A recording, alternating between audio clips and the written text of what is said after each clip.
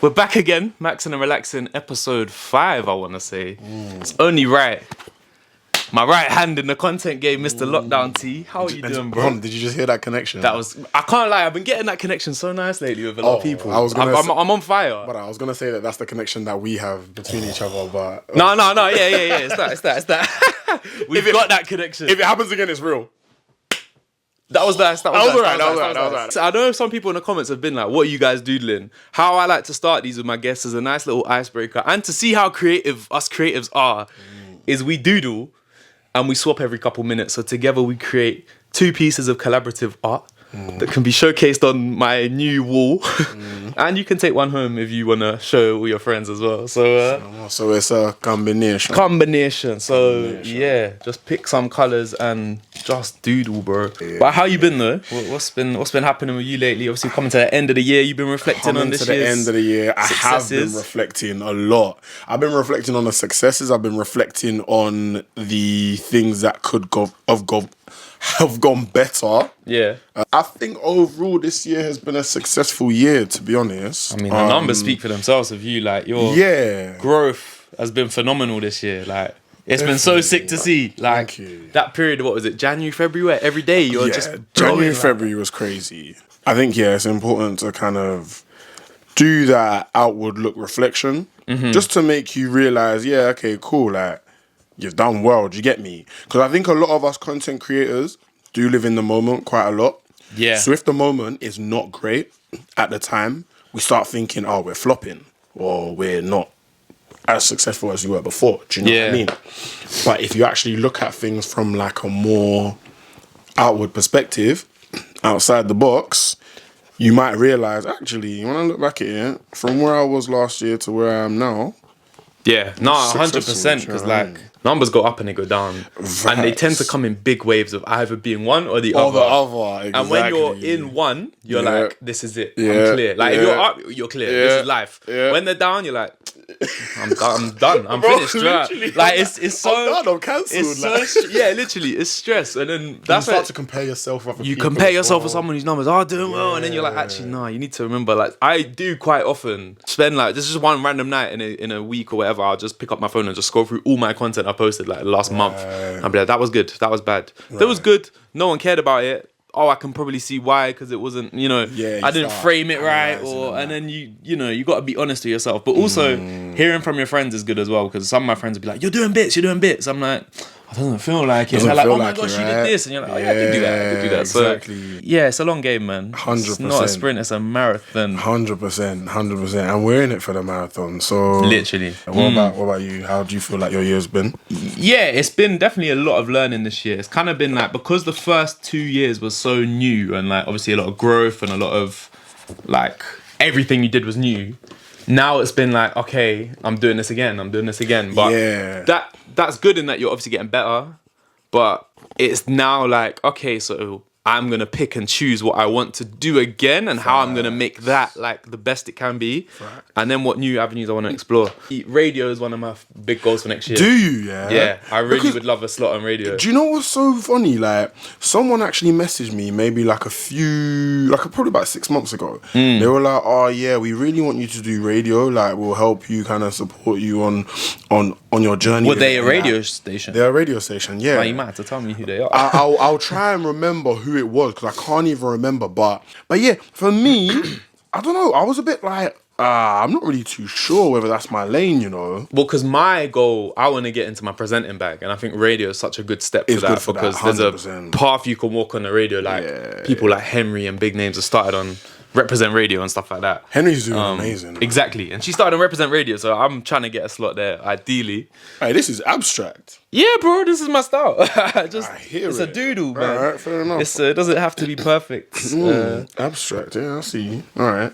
Yeah, no, 100%. There's something I love about how you've progressed your content is that you want to be an actor, right? Yeah, man. And so you are in your acting bag truly in your skits. Yeah. From the people don't realize that it's the tiny details in your skits that really make them. Like, people don't realize, because I've tried to do similar skits like that kind of style, and I'll hear a funny bit in a song, I'm like, there's a thing there. Yeah, accent that part of the song. And like, I think what you're really good at is you plan. Like you pay attention to those details. I'll often rush something because I want it to look like this, but I also want to do this, that, the other, and that day or whatever. But I see, yeah. How long does it take you to do one of your videos? Let's say like a whole 1 minute video. It takes around like 2 hours, I would say. Is that just filming? No, that's filming. We sit down and plan it as well. Sometimes I do. If the storyline is with me from the beginning, then I might plan it. But more time I'll just improvise it. Do you know what I mean? So I'll just know that this is kind of where I want the storyline to go. Anything else that happens in between that is just vibes, fam. I can't lie. Really? Yeah, it's just straight vibes. Like, I'll just think, oh yeah, let me add this in. Then let me add that in. And and it just kind of goes from there, really. Yeah, I would say around about like 2 hours on average, most of them take. On a good day, 1 hour and a half. But like sometimes, if I'm doing like just a 30-second one, that can be really easy. Yeah, I noticed you've done a combination now of the long and shorter, and it's quite nice. It's a nice sort of mix. And but you know what's so funny about that? What? I recently added myself to the TikTok content, the new creative one. Yeah, I need to join that because it's coming like default soon anyway. Yeah. Oh, is it? Yeah, I think. But then that means that you can't make money with anything less than 1 minute video. Yeah, so it's then like a combination of. But are they really trying to push people to be making less than?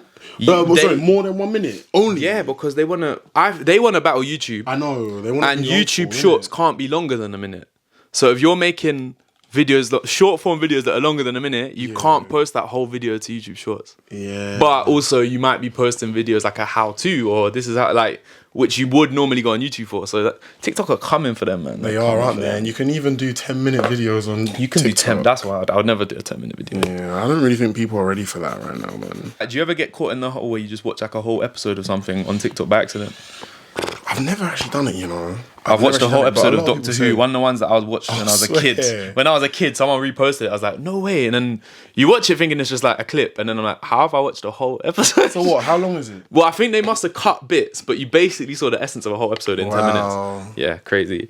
Do you want to swap? Yeah. Oh, I like this though. This is very different. I like it. Well, I know you did this last time I chatted to you, but do you still do it where you, every single clip, you do it chronologically, so you're getting changed? Yeah. Wow. So like when you're doing like a 1 second clip of your producer, you've had to get out your wig, put on your headphones and whatnot, and also there must be a continuity element to it where you're like, oh, like you got to check that everything looks the exact same. Yeah. That's 100%. where the details are crazy. 100%. So is that why it takes so long when you do it? Like, yeah, like most of the time, the whole changing is just the longest thing of it, right? Do you not? Because you must get a bit sweaty doing that as well. Like, it does like in summer it was peak. And like summer was one of the heights hottest of my, summers. Yeah, it was one of the hottest and the heights of my content popping. So I had to show up regularly. But like it was hot doing all of that stuff. You get me? So like, yeah. Especially when whenever you do your mum or whatever it is, and you got the dressing gown. Yeah. That's another question. How many wigs you got? I've probably got about 6 or 7. Does your flatmate not look at you like, Tunji, what you doing? Yeah, like he be like.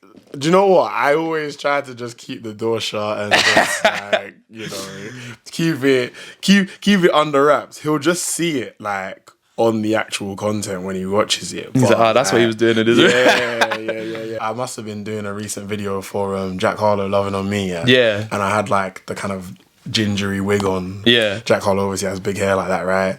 He came in to ask for something, looked at me like this, and he was like, interesting. And I was like, yeah. He was like, kind of suits you, you know. I was like, safe. Oh, man. He just slowly just like pulled the door back. Oh, that's funny. That's the perks of content though, like the good and bad side, innit? Like, something so rewarding can make you might have to look a bit silly. I think as long as you don't take yourself too seriously. That's definitely something that you...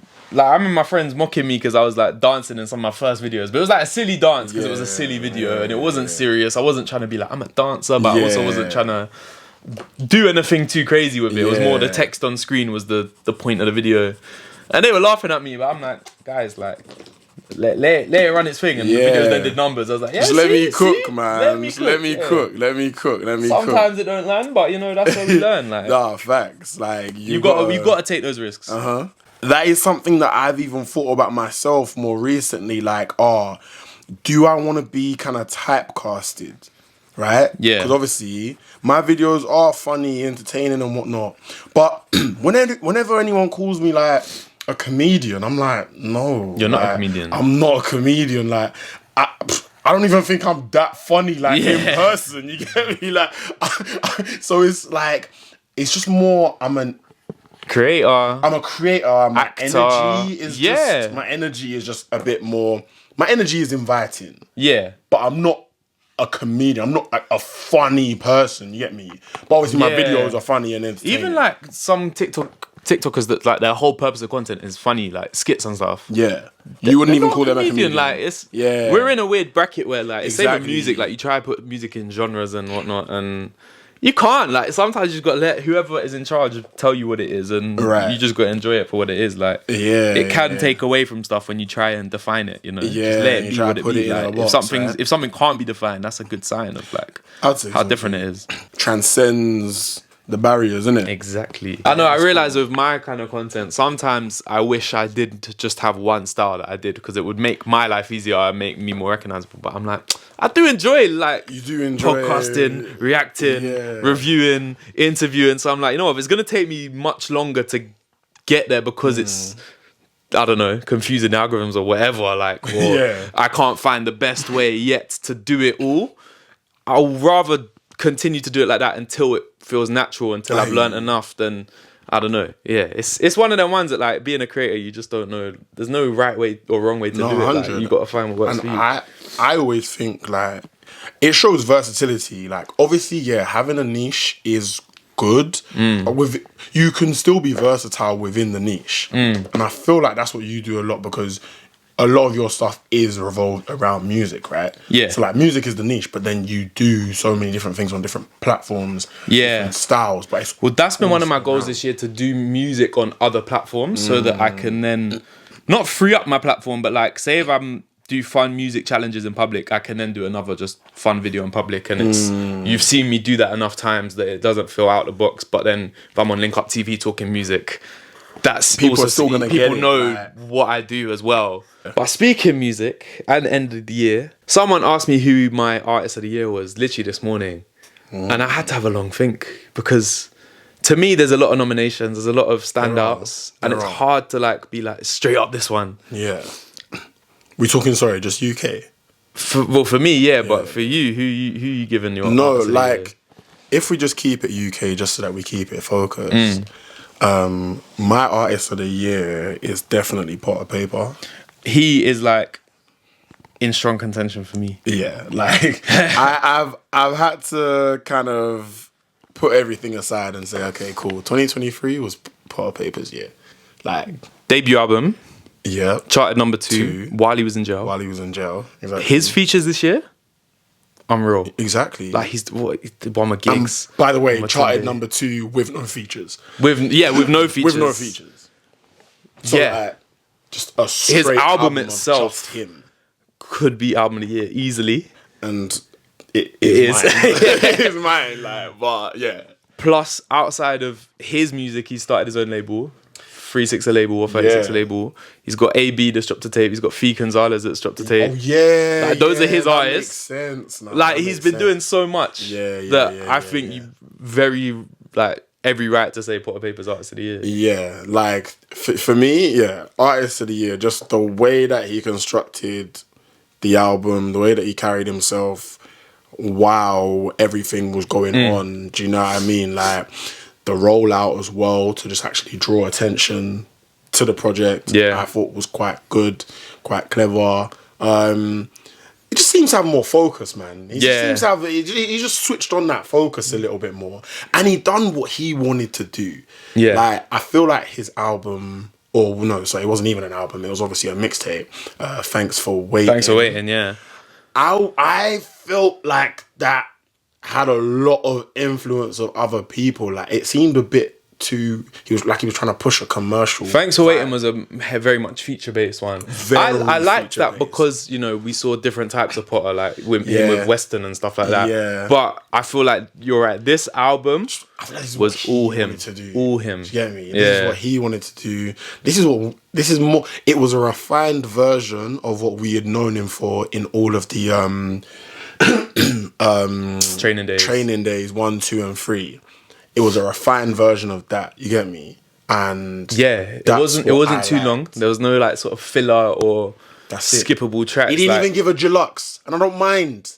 I don't mind. It doesn't need it. It felt like, when Dave dropped Psychodrama and it was kind of like, this is his statement. Yes. And when Gets dropped Conflict of Interest, it was like, you've seen me, but here I am. It felt like that was kind of the only album this year to kind of do that. Like Nine's dropped 2 crop circles, but neither of them felt like his best work. Yeah.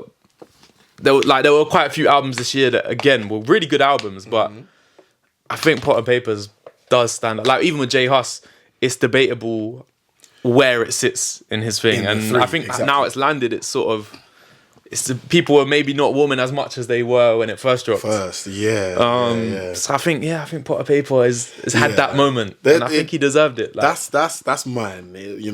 That's just how I see it. 2023 has been an amazing year for UK rap. I think we've had so many projects this year. I don't actually remember a year where there were so many drops and so many drops that were actually shaking the world, or at least just the UK for one reason or another. Yeah, but we're luckily enough to actually can have that narrative of we have shaken up the world this year.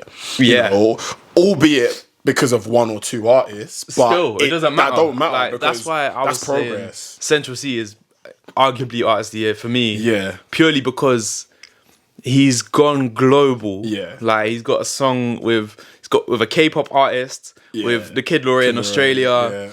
The amount of stuff he's done with Drake. Yeah, Drake. While still giving Pink Pantheress, of course. Yeah. While still giving the UK the biggest song of the year. Yeah. And the biggest collab of the year with Sench and Dave. He fed the UK and he fed the world. Yeah. Without dropping an album. Yeah. Whilst dropping clothes. So he's still giving the UK their streetwear. That again, that fashion could go global as well. You'll see kids in America wearing. Yeah, 100%. That's something. So I think so. In terms of overall impact, Sench's year has been phenomenal. That definitely makes sense. And you know what? Sometimes it's because I think too heavily on the music side of things. But yeah, so you can look at it on a different lens, can't you? Yeah, exactly. When I look at impact, when I look at how just bulldogish someone had been in terms of just cutting through and penetrating the market, Sench has done unbelievable things. And I still love that I listened to his Daily Duppy, which dropped last year. This week I rewatched it and he was talking about how he's got plans. Back then we thought, oh my gosh, this is the hottest artist, and he's telling he's got plans, he's planned it all out.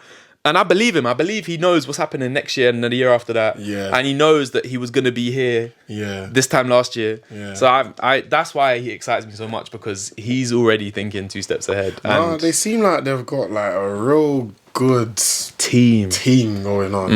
I mean, YB's won Manager of the Year the other week, which makes sense. It's been a very strong year for music. I have to say, if you had a song of the year, maybe a personal favorite. But my personal song of the year has been Trance by Metro Boomin, Travis Scott and Young Thug. I really enjoyed that whole album. Even if we're talking obviously not just UK, we've had some good music drop this year. It's been a good year for music. Definitely. It's been a great year for music. Well done. Yeah. Well done to you music artists. Thank you. Yeah, we go again next year. Thank you for that. I'm excited for I know lockdownT gets a drop in albums.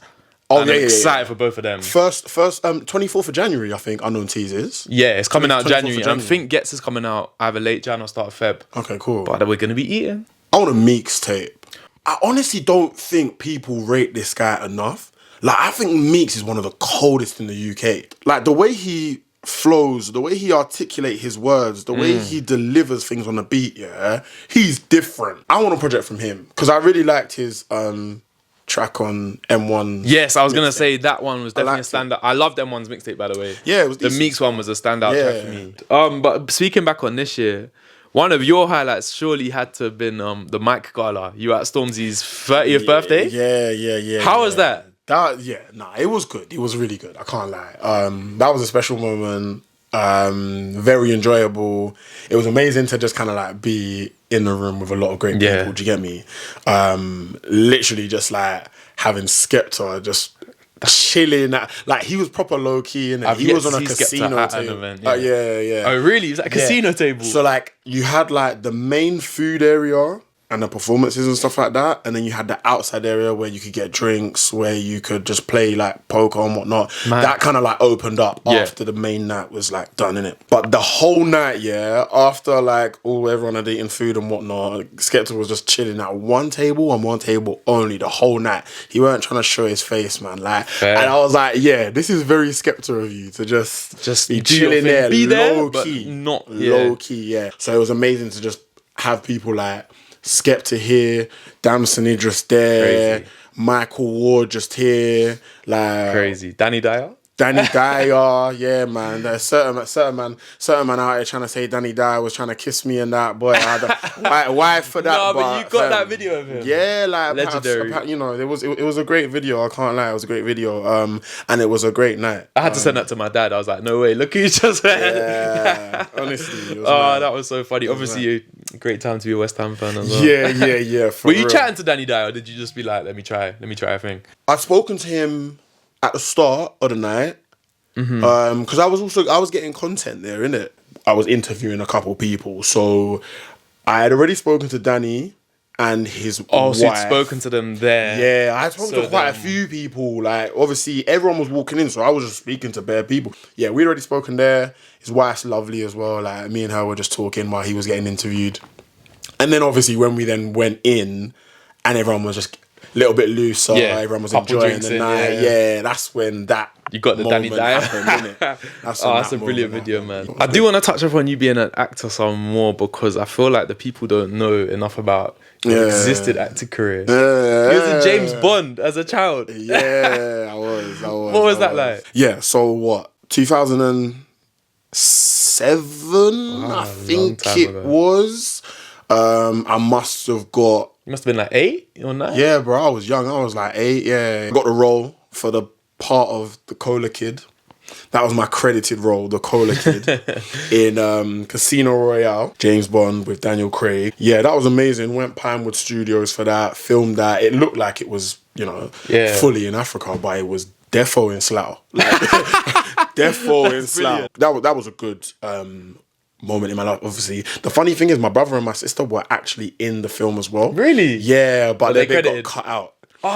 Their bit got cut out. It was pain. I can't lie. Like, I was the only one. You're the star boy.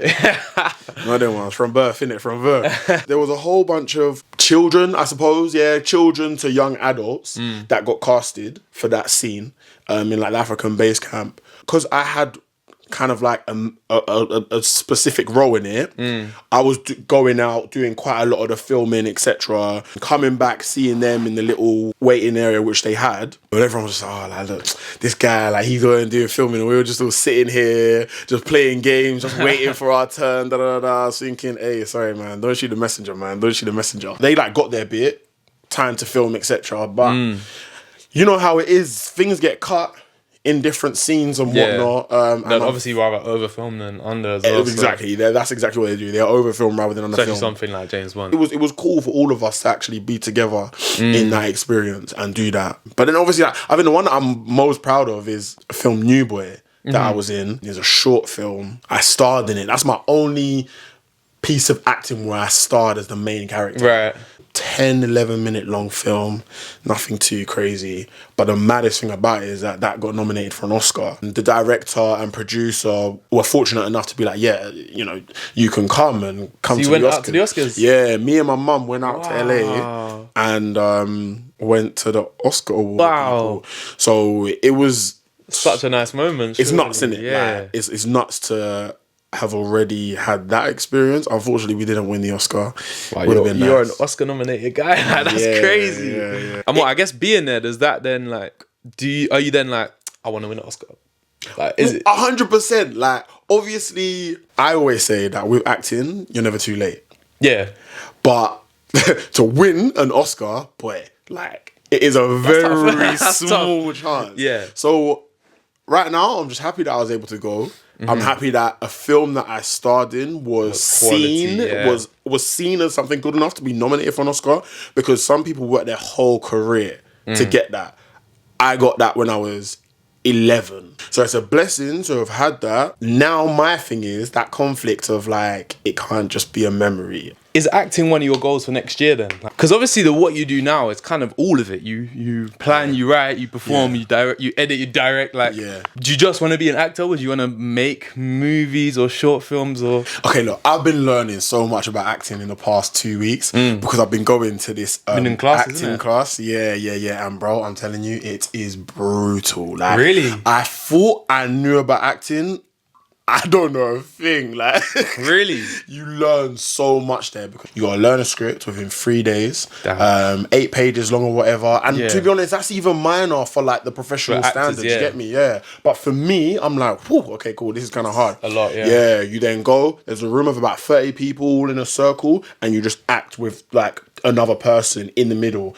If you get something wrong or what's perceived to be wrong, you get stopped, you get critiqued, and you go from the beginning. Bro, like, it's brutal. I was so shook the first time I went. Doing things like that, yeah, Gets you out of your comfort zone. like, I've never felt so out of my comfort zone before. That's where you learn as well. That's where you learn, bro. You don't grow in your comfort zone. You get me? Exactly. You don't actually grow in your comfort zone. And I think that's what I've needed, because I've always been a confident guy, yeah? But being able to put myself in somewhere like Challenge there it a bit, where yeah. I actually feel very small, that's like, okay, cool. This is pushing me to go hard, right? With that in mind, I'm working towards getting myself to a stage where I can then start, you know, actually featuring in some films. That's where I want to go down. I want to start linking up with casting agencies and whatnot. But yes, like in the next 5 years, I definitely have wanted to have been in a handful of movies at least, or, Yeah. you know, have showcased a handful of like my acting talent. You get me? I feel like the narrative makes sense going from content into acting. I think we need to utilize the content platforms that we've like built for ourselves. Yeah.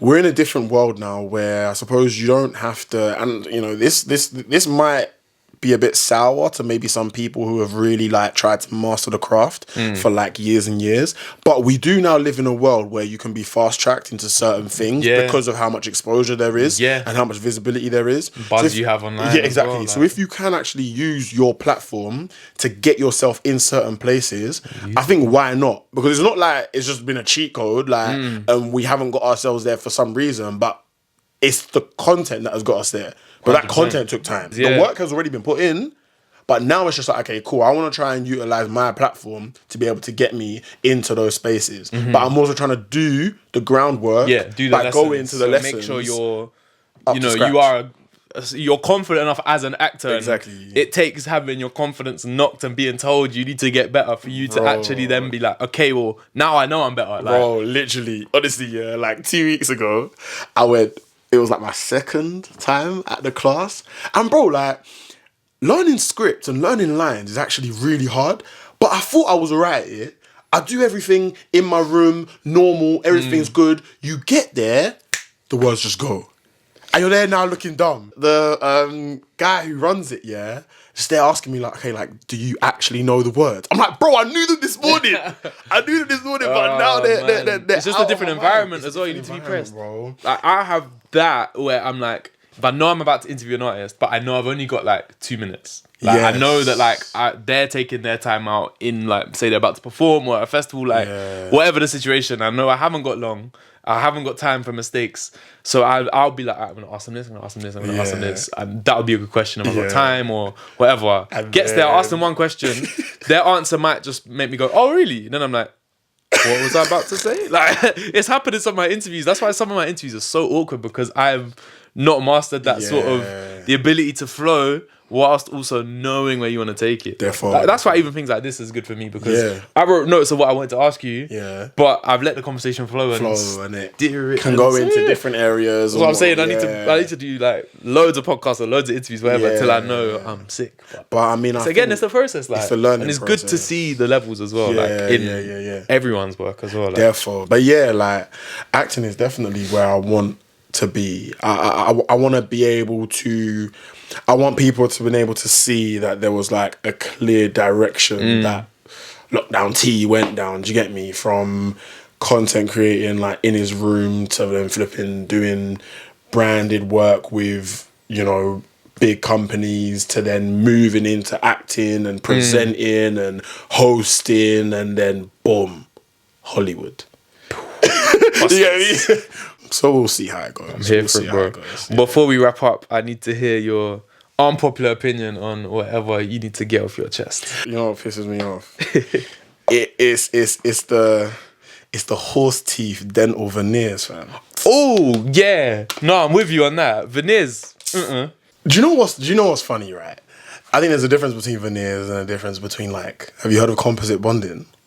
I have, but what is it? Apparently, composite bonding is where they kind of like put a mold of teeth around where you don't have any. Right. So, for instance, like I could get composite bonding to fill in these gaps. Right. Okay. And like I've actually thought about doing it. I'm very conflicted within my mind about it because I'm a bit like, I kind of want to keep. Yeah. I don't want my teeth to look too fake because I be seeing too many people with these really obvious fake teeth. Some can look cool. Some can look cool, and I proper actually like mess with it. But the veneers, bro, just like they're luminously white, like the gnashes, bro. The gnashes. Yeah, no, but it's also veneers. They grind your actual teeth down. The thought of doing that to yourself just to have these like fluorescent white teeth that no one looks like they ever have naturally. Yeah, I'm with you. And how long does it last, right? How long does it last? And how much does it cost? Yeah, that's the problem. If you have the money for it, then cool. It's not even just the veneers, which is the problem. I feel like there is a big problem in this today's society to just like look more desirable. To change your image to look like something else, yeah. And that's a shame. Like, it's a big problem with our society, I would say. But I do also think like, damn, we might be the first generation where in 50 years' time, we don't even know what our partners be looking like. Yeah. Because if you meet them now, bro, there's so many things that men and women can do. That's so true. But what about in 40 years' time when it wears off? You've married a person you don't even know what they look like, and now you're thinking, get revealed. Your wife gets revealed. Imagine, wife gets revealed. Wife reveal. Husband reveal. When the Botox wears out, when the veneers come off. Yeah. When the eyebrow tattoos come off, and the turkey hairline goes. Yeah, because I didn't realise when you get hairline surgery that you might need to get it again. Really? It obviously depends on whoever your genetics and stuff, but yeah, man, the hairline surgery is the only one I'd consider. But again, I feel like I can hold on to this. I can hold on to this for a few more years, bro. So. Hey, Turkey have got us in a chokehold, fam. I feel like when my hairline goes, I either embrace bald, or I start wearing hats. Oh, there you go, alternatives. Yeah, because I don't know, man. Something about just wanting to look like how I'm meant to look like is something that matters to me. Facts. I agree. It's been good, bro. Yeah, man. Appreciate it. Let's show them our art one time before we finish. All right, cool. This was, I quite like this one. Here we go. You can see it here. Let me show them that one. I don't even know like how. Yeah, portrait. Sign lockdownT in there somewhere. Yeah. I even need a lockdownT signature. Yeah. I know I clocked because BTB Max. I don't really know how I do that. I might just try and make it now. If you didn't know, lockdownT, BTB Max. Check you out at lockdownT or lockdownT underscore. lockdownT underscore on Instagram, but you'll find lockdownT anywhere. Find lockdownT anywhere. And make sure you subscribe and follow Maxin and Relaxin pods, whether you watch us on YouTube or Spotify. Appreciate you tuning in. And we'll see you next time.